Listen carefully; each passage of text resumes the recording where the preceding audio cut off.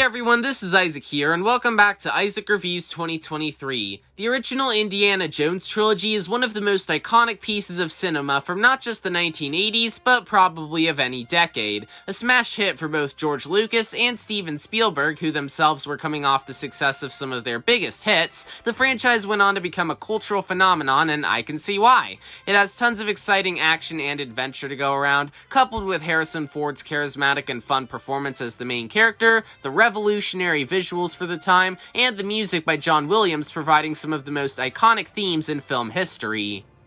But even 15 years ago, nostalgia was a very powerful thing, so a fourth Indiana Jones movie came out with Kingdom of the Crystal Skull, and the less said about that one, the better. But here we are now in 2023, where nostalgia is one of the driving forces of current Hollywood, and we now have a fifth Indiana Jones movie, The Dial of Destiny.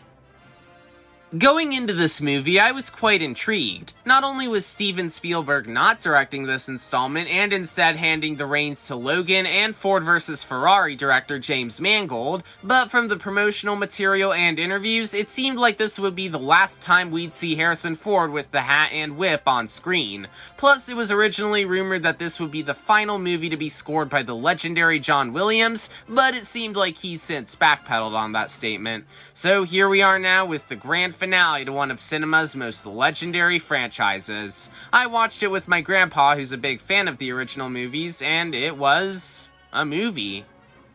Taking place in 1969, Dr. Jones is ready to retire while still struggling with the constantly adapting world around him. However, after confronting part of his past in the form of some former Nazis led by Jürgen Voller wanting to use an ancient time-traveling artifact to give Germany the upper hand during World War II, Indy and his goddaughter Helena Shaw have to team up and stop Voller from finishing what Adolf Hitler started. While Dial of Destiny sorta retains the action-adventure core of its predecessors, it also acts as a deeper character study of Indy himself, putting him in a world that has grown faster than he has. And while I like the concepts presented here, it ultimately falters in the execution. Maybe it's because Steven Spielberg didn't direct this one, but it really lacks the charm of the original franchise, even if it still has a few good action scenes here and there, especially the first 10 or so minutes being an absolute delight. Even the score felt kind of underwhelming, where while it still sounded nice and had a few good needle drops to classic themes, it sadly was nothing special for a composer as beloved as John Williams.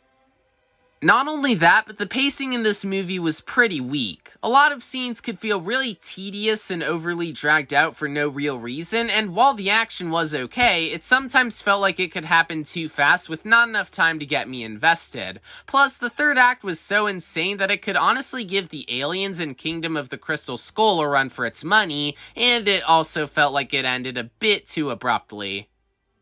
But that's not to say this movie was completely devoid of substance or anything. There were still some good things here. Harrison Ford still sounds great as Dr. Jones even at 80 years old, and the chemistry he had with Phoebe Waller-Bridge was excellent. And not only was the first action scene great, but this movie had some very good visuals overall, especially with the production design and cinematography.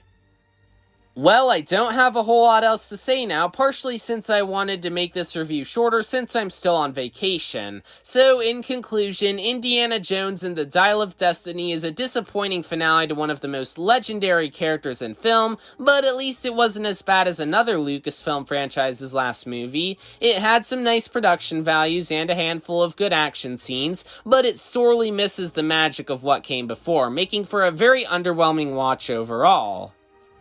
For any Indiana Jones fans in the audience, I doubt it'll make much of a difference whether or not you watch this. If you didn't like Kingdom of the Crystal Skull, chances are you won't like this one either. But if you're curious, who am I to have a say in if you watch it? And if you're curious about my rating, this is definitely a 5 out of 10. Maybe it'll get worse as time goes on, but for now, it could have been worse. Next time, I'll be talking about Ruby Gillman Teenage Kraken. It was a very cute movie. Not the best, and it was admittedly kind of generic, but it was still a nice watch. Thanks for watching this video in the meantime. Subscribe for more videos like this, and I'll see you all next time. Bye!